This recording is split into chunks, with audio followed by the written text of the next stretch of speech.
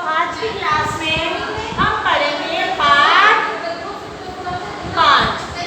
पाठ 5 का क्या नाम है? जहाँ चाहा वहाँ रहा। ठीक है, ये हमारा क्या है, टॉपिक है आज का। जहाँ चाहा वहाँ रहा। जैसा हम अगर चाहते हैं तो हमारी राह वहाँ पर बनती जाती है। ठीक है, तो देखिए, मलमली धोती का बादामी रंग खिल उठा था। किनारों पर कसूती के टाँकों से पिरोई हुई बेल थी।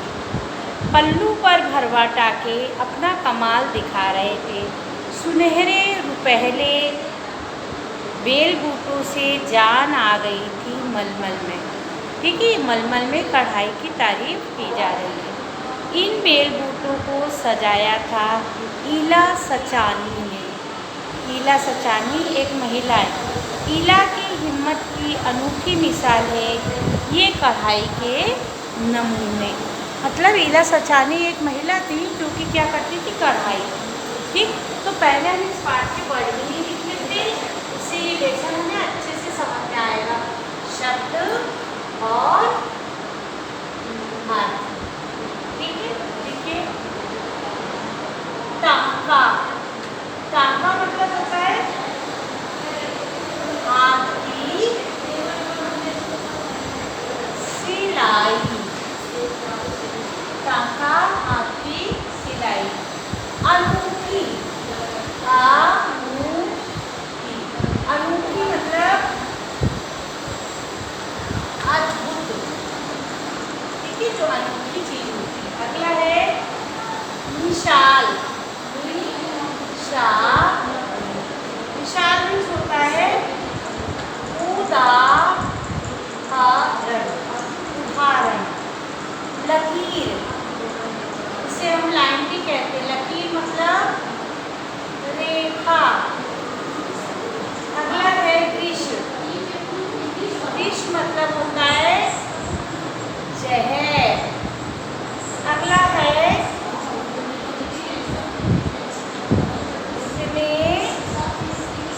टेकना, मतलब हार मान लेना। टेकना, हार मान लेना। कुदरत। कुदरत माने प्रकृति। प्रकृति। ठीक है, अगला वर्ड मीनिंग है माहिर। माहिर मतलब होता है पारंगत। पारंगत। अगला वर्ड मीनिंग है परिधान। परिधान मतलब होता है वस्त्र। ठीक है, अगला वर्ड मीनिंग है इस्तेमाल, मतलब उपयोग। ये वर्ड मीनिंग किसी के नीचे आप लिखेंगे। अगला है नवीनता। नवीनता मतलब नयापन।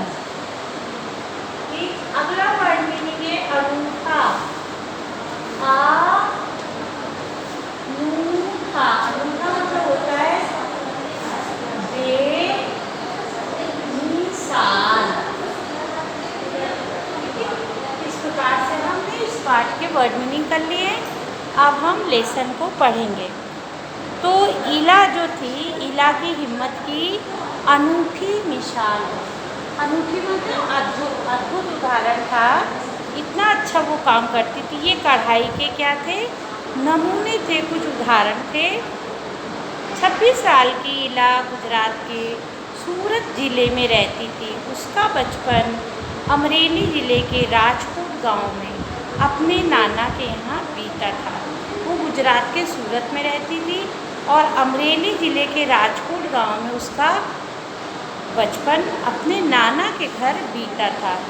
सांझ होते ही मोहल्ले के कच्चे घरों से बाहर आ जाते क्या होता था, जैसे ही शाम होती थी बच्चे जो थे वो घरों से बाहर आ जाया करते थे। कुछ मिट्टी में आड़ी तिरछी लकीरें खींचते, लाइनें खींचते, कुछ कनेर के पत्तों से पिट पिटी बजाते। सीटी जो गांव के लोग बच्चे बनाया करते हैं पत्तों के द्वारा। कुछ गट्टे खेलते, गिट्टे जो पत्थर के टुकड़े होते हैं उनसे एक खेल खेला जाता है। गांव में ये बहुत होता है, गिट्टे खेलना। कुछ इधर उधर से टूटे फूटे घड़ों के ठीकरे बटोर कर पिट्टू खेलते। जब इन खेलों से मन भर जाता तो वो पेड़ की डालियों पर झूला डालकर ऊंची ऊंची पेंगे लेते, ऊंचे स्वर में एक साथ गाते थे। कच्चे नीम की निबोरी सावन जल्दी आइयो रे। क्या गाना गाते थे? कच्चे नीम की निबोरी सावन जल्दी आइयो रे। इला गाने में तो उसका साथ देती पर उसके साथ पेंगे नहीं ले पाती। रस्सी पकड़ने को हाथ बढ़ाती मगर हाथ तो उठते ही नहीं थे। वो चुपचाप एक किनारे बैठ जाती। मन ही मन सोचती, मैं भी ऐसा कुछ क्यों नहीं कर पाती। बच्चे भी चाहते कि इला किसी न किसी तरह तो उनके साथ खेल सके। कभी कभार वह पकड़म पकड़ाई विष अमृत के खेल में शामिल हो जाती। साथियों के साथ जमकर दौड़ती मगर जब धप्पा करने की बारी आती तो निराश हो जाती। हाथ ही नहीं उठते, धप्पा कैसे देगी। वो हाथों से लाचार थी, अपंग थी। वह बहुत कोशिश करती पर उसके हाथों ने तो जैसे उसका साथ न देने की ठान रखी हो। ईला ने अपने हाथों की इस जिद को एक चुनौती माना था। उसे ये सब चीज़ अच्छी नहीं लगती थी। उसने जब सब अपने पैरों से करना सीखा तो हाथों से करता। जब उसके हाथ काम नहीं करते थे वो हाथों द्वारा किया गया कार्य पैरों के सहारे करती थी और उसे उसकी आदत हो गई थी।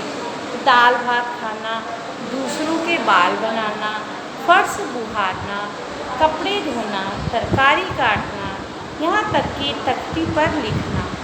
उसने एक स्कूल में दाखिला लिया। दाखिला मिलने में भी उसे परेशानी हुई क्योंकि उसके हाथ का काम नहीं करते थे। कहीं तो उसकी सुरक्षा को लेकर चिंता थी, कहीं उसके काम करने की गति को लेकर। किसी किसी काम में थोड़ी बहुत परेशानी तो आती थी। वह परेशानियों के आगे घुटने टेकने वाली नहीं थी। वो हार नहीं मानती थी किसी भी काम में। ईला को यह मालूम न था कि परीक्षा के लिए उसे अतिरिक्त समय मिल सकता है। उसे ऐसे व्यक्ति की सुविधा भी मिल सकती थी जो परीक्षा में उसके लिए लिखने का काम कर सके। यह जानकारी ईला को समय रहते मिल जाती तो कितना अच्छा रहता। उसे ये पता नहीं था कि जो बच्चे लिख नहीं पाते हैं, अपंग होते हैं, उनकी सहायता के लिए उनके साथ में एक सहायक परीक्षा में बैठ सकता है जो उनका काम लिख देगा। उसे इस बात का दुख है पर यहाँ आकर सब कुछ खत्म तो नहीं हो जाता। उसकी माँ और उसकी दादी कसीदाकारी करती थी अर्थात कढ़ाई करती थी। वो उन्हें सुई में रेशम पिरोने से लेकर बूटियाँ उकेरते देखती थी। कढ़ाई के विभिन्न नमूने जो वो बनाया करती थी उसे वो बहुत ध्यान से देखा करती थी और उसे वो चीज़ें बहुत अच्छी भी लगती थी। ठीक है। कसीदाकारी मतलब कसीदे की कढ़ाई या बेल बूटे डाल। वह उन्हें सुई में रेशम पिरोने से लेकर बूटियाँ उकेरते देखती। ना जाने कब उसने कसीदाकारी करने की ठान ली। मन ही मन सोचने लगी कि मैं भी ये कार्य करूँगी। सुई थामकर कच्चा रेशम पिरोना कोई आसान काम नहीं था क्योंकि उसके हाथ नहीं थे। इस वजह से वो इस कठिन काम को कैसे करेगी। पर कहते हैं ना कि जहाँ चाह वहाँ रहा। अगर हमने अपने मन में ठान लिया हम ये काम करेंगे तो हम कर सकते हैं। उसके विश्वास धैर्य ने कुदरत को भी झुठला दिया। 15-16 साल की होते होते ईला काठियावाड़ी कसीदाकारी में माहिर हो चुकी थी। किस वस्त्र पर किस तरह के नमूने बनाए जाएं, कौन से रंगों से नमूना खिल उठेगा, टाँके कौन से लगें, यह सब वह समझ गई थी। एक समय ऐसा भी आया जब उसके द्वारा काढ़े गए परिधानों की प्रदर्शनी लगी, पर परिधानों में काठियावाड़ के साथ साथ लखनऊ, बंगाल की झलक भी रहा था। ईला ने काठियावाड़ी टाँकों के साथ साथ कई टाँके भी इस्तेमाल किए। पत्तियों को चिकनकारी से सजाया, डंडियों को कांथा से उभारा, पशु पक्षियों की ज्यामिति आकृतियों को कसूती जंजीर से उठा रखा था। ये सब कसीदाकारी के नमूनों के नाम हैं। पारंपरिक डिजाइनों में यह नवीनता सभी को भाई। ईला के पाँव अब रुकते नहीं, आंखों में चमक, होठों पर मुस्कान, अनूठा विश्वास लिए सुनहरी रुपहली बूटियाँ उकड़ते थकती नहीं थी। उसने कढ़ाई में अपना नाम रोशन कर दिया था। उसने ये दिखा दिया था कि अपंग होते हुए भी वो अन्य व्यक्तियों की तरह सामान्य जीवन जी सकती है, अपना कार्य कर सकती है, दुनिया में अपना नाम रोशन कर सकती है। हमें ईला के जीवन से प्रेरणा लेना चाहिए कि हमारे भगवान ने दोनों हाथ पैर दिए, तब भी हम अच्छे से काम नहीं करते। ठीक है बच्चों, तो ये कहानी आप बुक से पढ़ेंगे, ये आपकी बुक है। अगर आपके पास अभी भी बुक नहीं है तो आप बुक खरीद लीजिए, रिमझिम क्लास 5। धन्यवाद बच्चों।